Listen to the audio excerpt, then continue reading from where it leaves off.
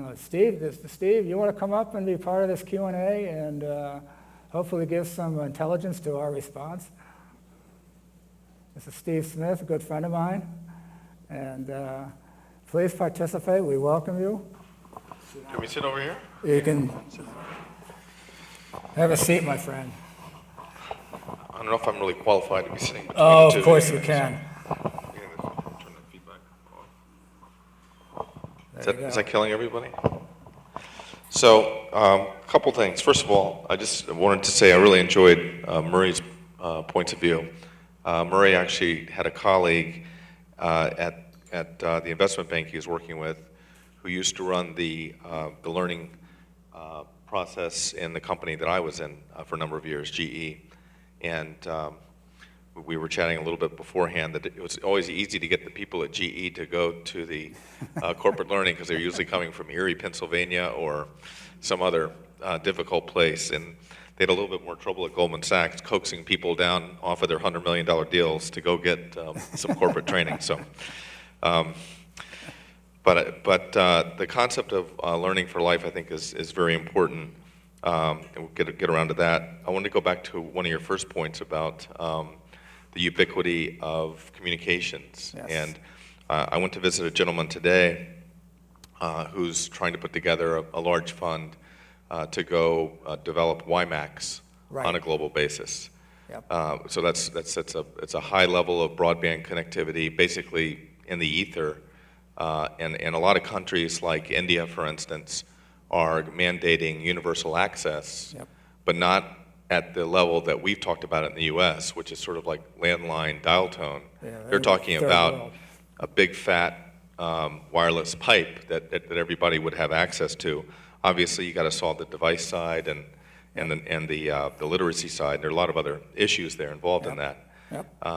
But I think that's one thing that is sort of a political issue that, or an economic issue that's not dealt with at a national level in this country. It's dealt with locally, if at all, and I think that's an important thing.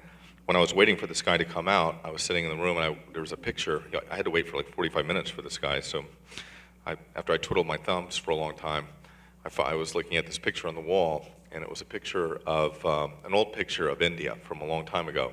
Okay. And it was called Ricotta in Balasar or somewhere. And I was kind of wondering where it was in India, because I couldn't, And so then I thought, well, I pulled up my BlackBerry, and I went to Google, and I typed in Balasar, and it came back. First of all, the first thing that came back was I typed in the name of the painting. So a whole bunch of stuff came back on this, and it happened to be from a guy who had gone with the Viceroy of Britain on some tour in the early 1800s to go, and starting in Egypt and then working his way through the other colonies, I guess, and eventually getting into India. And there was a series of about 24 of these things. And so, you kind of got down to that. And then there was a Wikipedia entry all about this part of Tamil Nadu. And it has like an 8,000-year history or something. I mean, it's just incredible amounts of information.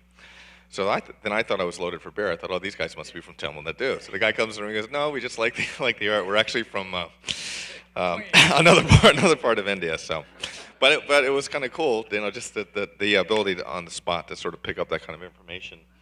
And so anyway, so there's a couple just thoughts off the top of the head, but. The idea of the book is a book called Critical Mass. That's a book you guys ought to check out.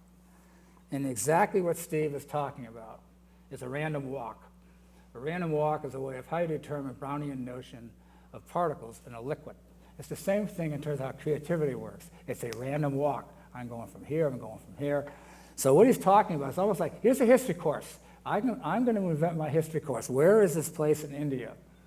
And then you start pulling out all these amazing facts. And then you start connecting these facts. It becomes a fractal. And the fractal pulls together all these components of information. And the kid will get into learning. You're going into the rabbit hole, but it's a positive rabbit hole.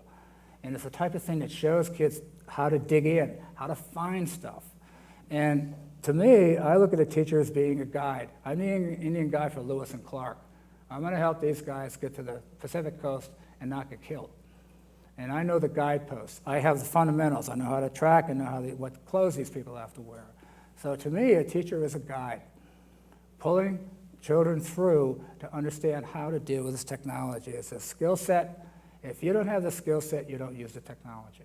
And I love your thing of your story of the India thing, because it could go on forever. Yeah.